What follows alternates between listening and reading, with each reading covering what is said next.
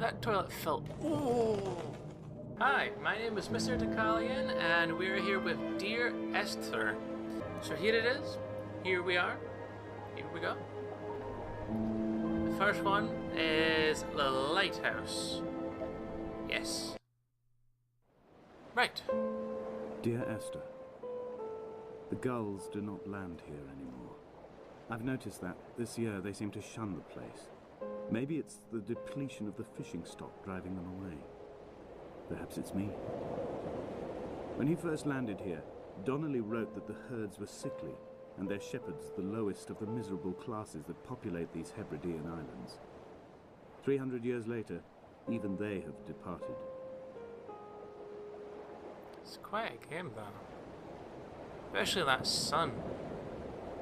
Those clouds. We can zoom in. Is that it? Ooh. What are those noises? Can I actually go into the water? Ooh. I think I'll just back out of the water. Clearly it's a bit dangerous out there. The sea is a very dangerous thing. Can I go in here? Ooh, oh.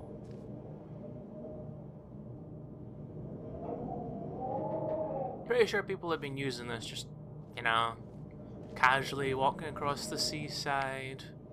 They really need to go.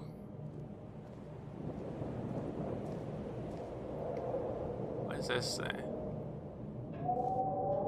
Food and goods. Okay.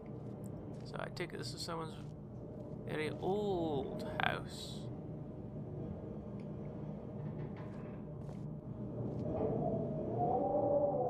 Those winds sound just like where I live. I'm slightly close to the seaside myself.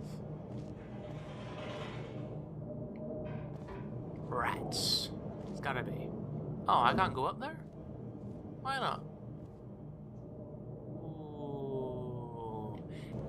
I'm not able to do anything else. Oh, this floor though. It's just like newspapers and paper. And then you got those seagulls, and then you got another dirty sink. Wait. That toilet felt. Ooh. What? I thought this was supposed to be a horror game, but this clearly filled up, and then decided to use this. Did seagull really just fly in here? Alright, back outside then. Could go in here as well.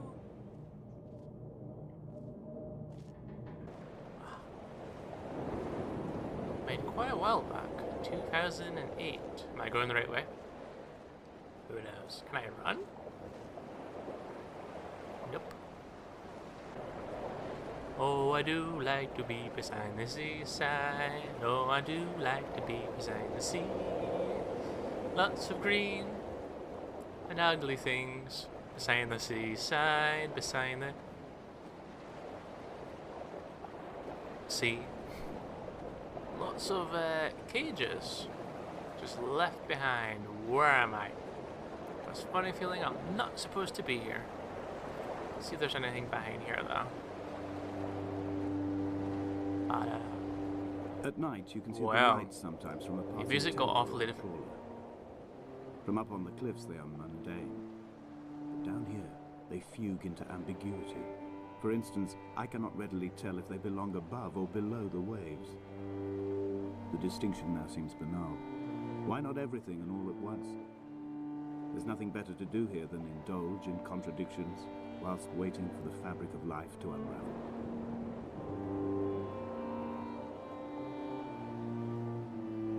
I'm gonna guess people would normally go that way than down. Is anything behind here? Oh, and that music.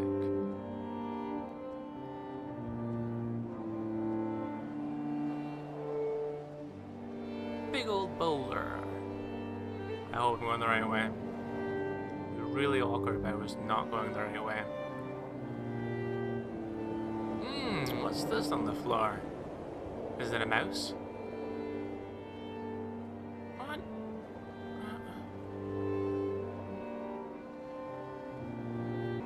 Dear Esther, I find myself to be as featureless as this ocean, as shallow and unoccupied as this bay, a listless wreck without identification. My rocks are these bones, and a careful fence to keep the precipice at bay. Shot through me caves, my forehead a mount. This aerial will transmit into me so. All overexposed, the nervous system, where Donnelly's boots and yours and mine still trample. I will carry a torch for you. I will leave it at the foot of my headstone. You will need it for the tunnels that carry me under.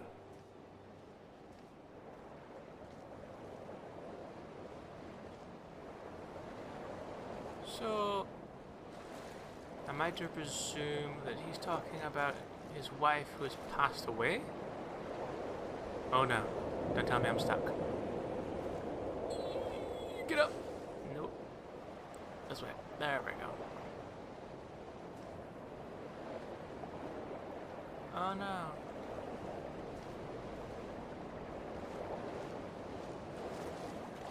What? I take it those are other islands way out there? If I go back in the water again, will that my heart rate go back up? I go into the water, into the deep. I come back out. So, am I the character who's narrating? If that's the case, what if she passed away at the sea? That's why he seems to panic so easily. I'm thinking, well, upstairs we go. These are very old, decrepit stairs. Surprisingly still in new condition with all these weeds growing on it. Up, up, and we go. Oh, the ocean. Amazing. But scary. Ooh. Is that going to be my final destination? Need to go all the way over there? Donnelly's book had not been taken out from the library since 1974. I decided it would never be missed Donnelly? as I slipped it under my coat and avoided the librarian's gaze on the way out. If the subject matter is obscure, the writer's literary style is even more so. It is not the text of a stable or trustworthy reporter. Perhaps it is fitting that my only companion in these last days should be a stolen book written by a dying man. 1974. When So someone it had wasn't died really or that was long dying, ago. or was so ill they gave up what little hope they could sacrifice, they cut parallel lines into the cliff, exposing the white chalk beneath. You could see them from the mainland or the fishing boat, and know to send aid or impose a cordon of protection, and wait a generation until whatever pestilence stalked the cliff paths died along with its hosts. My lines are just for this, to keep any would-be rescuers at bay. The infection is not simply of the flesh.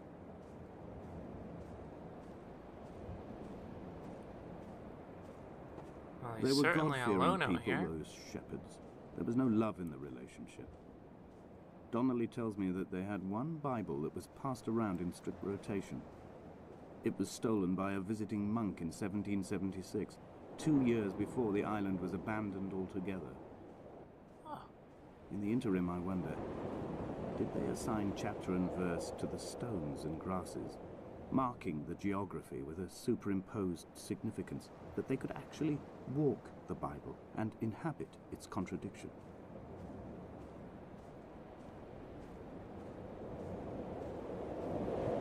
So I take it this guy is not really into the Bible or religion, considering what may have happened to his wife.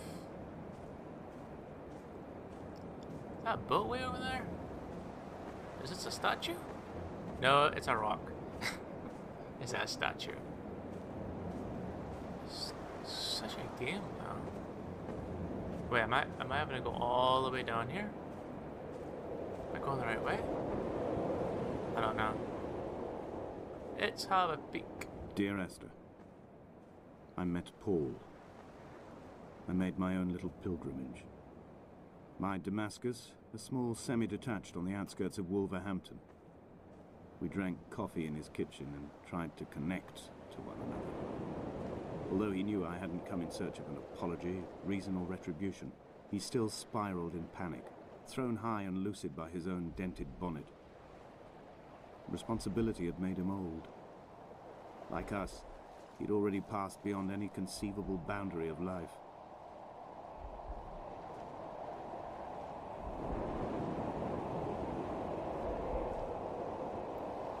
Certainly not a very happy guy. I find myself increasingly unable to find that point where the hermit ends and Paul and I begin.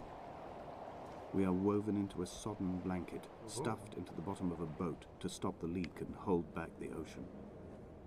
My neck aches from staring up at the aerial. It mirrors the dull throb in my gut where I am sure I've begun to form another stone. In my dreams, it forms into a perfect representation of Lot's wife, head over her shoulder, staring along the motorway at the approaching traffic in a vacuum of fatalistic calm.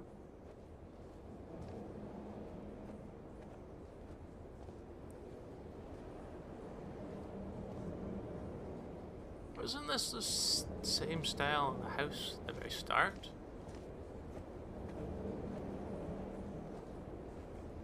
What's that supposed to be? Jellyfish? Very spooky old cave. Nice though. It'd be brilliant to have a cave like that if that's where you lived. Could you imagine?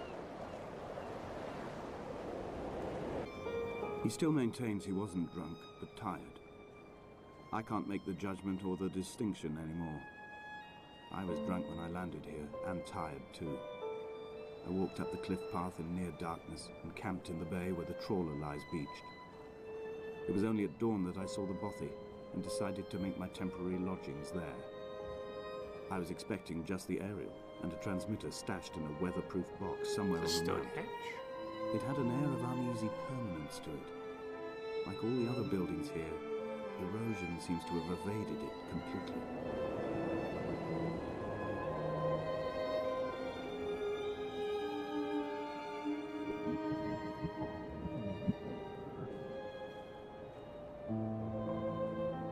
Again, even more of these strange symbols. Definitely left by the people here. Where do I go now? Oh, up that way. I'm blind. I can't see anything. Oh, it's got very quiet. Music stopped. How come?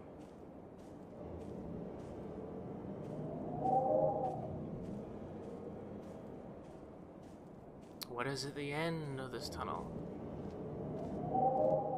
Ooh, a drop.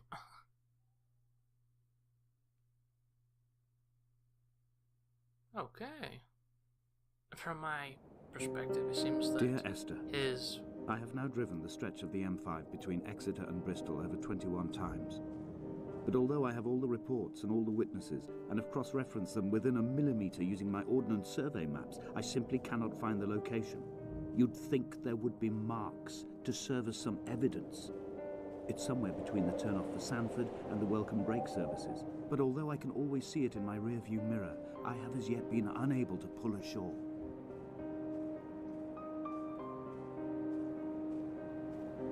So it sounds a lot more like he's leaving a diary behind for his wife who's passed away. And writing it down for her keeps her alive. And that he has to keep writing the story so that it feels like it gives him purpose. He's given himself a purpose in life. Even though he knows she won't get to read it. But that's not going to stop him. There's some really deformed looking area. Oh well then, let's continue on. I've begun to wonder if Donnelly's voyage here was as prosaic as it was presented. How disappointed not to have found the bones of the holy man. No wonder he hated the inhabitants so. To him, they must have seemed like barnacles mindlessly clinging to a mercy seat. Why cling so hard to the rock? Because it is the only thing that stops us from sliding into the ocean, into oblivion.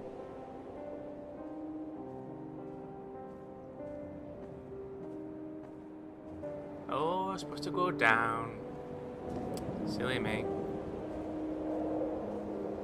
So I do need to go towards it.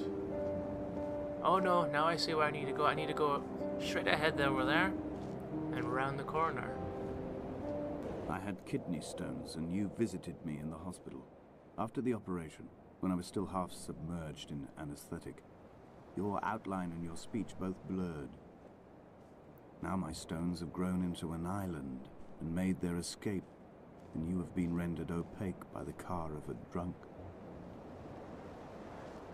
It wasn't like a natural death. Did he actually die because he was drinking? Like a car crash? He would feel immensely responsible for that. Is that someone over there? No, okay. Another house. I've begun to climb, away from the sea and towards the center. Yep. It is a straight line to the summit. Not really. The evening begins to coil around the aerial and squeeze the signals into early silence. The bothy squats against the mount to avoid the gaze of the aerial. I too will creep under the island like an animal and approach it from the northern shore.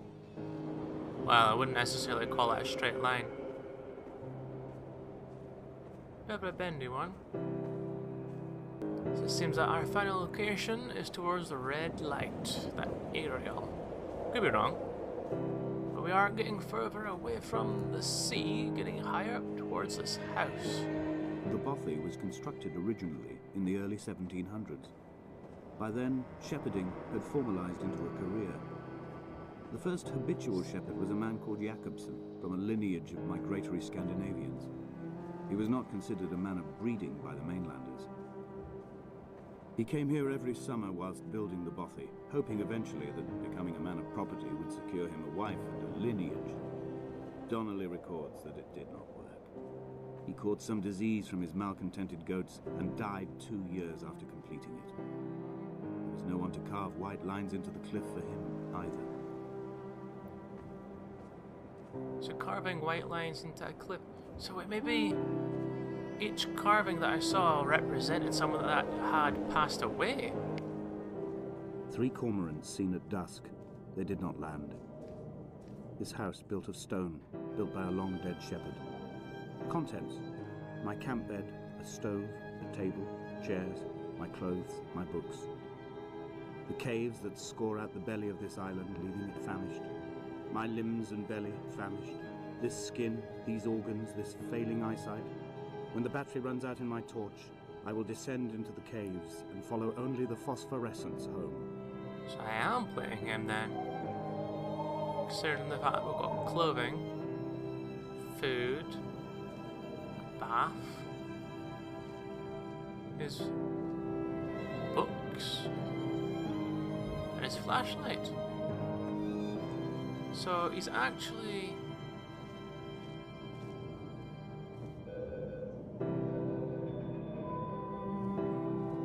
getting himself ready. So am I actually... Bye, Seagull. So... Oh no, don't tell me this is gonna end how the thing is gonna end. Can't, can it?